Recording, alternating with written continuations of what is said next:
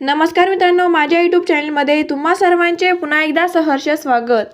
आताच्या क्षणाची सर्वात मोठी व महत्त्वाची न्यूज समोर येते.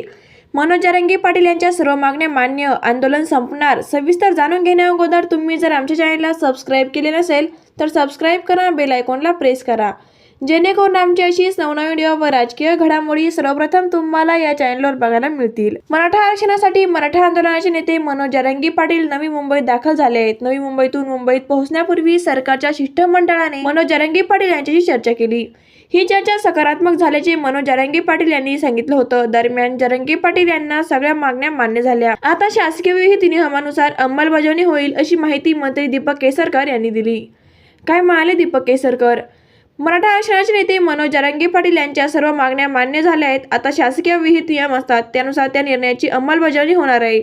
महाराष्ट्राच्या इतिहासामध्ये पहिल्यांदा असे घडले की आपण 34 लाख कुणबी प्रमाणपत्र दिले होते, परंतु आता आणखीही 50 लाखांच्या वर जाणार आहे. मुख्यमंत्र्यांनी घेतला पुढाकार. मनोज जरांगे पाटील मुंबईत येणार होते. मुंबईत ठप्प होणे देशाच्या दृष्टीने योग्य नाही. यामुळे मुख्यमंत्री एकनाथ शिंदे यांनी स्वतः पुढाकार घेऊन यंत्रणा कामाला लावली. आता मनोज जरांगे पाटील यांनीही मान ठेवला पाहिजे. त्यांनी आंदोलन मागे घेतल्यानंतर मुख्यमंत्री आणि उपमुख्यमंत्री त्यांना भेटून आनंद साजरा करतील. मित्रांनो, तुम्हाला यावर काय वाटतं? तुमचं मत, अभिप्राय, प्रतिक्रिया कमेंट बॉक्समध्ये व्यक्त करा. तुम्ही जर अजूनही आमच्या चॅनलला सबस्क्राईब केले नसेल तर सबस्क्राईब करा, बेल आयकॉनला प्रेस करा. धन्यवाद.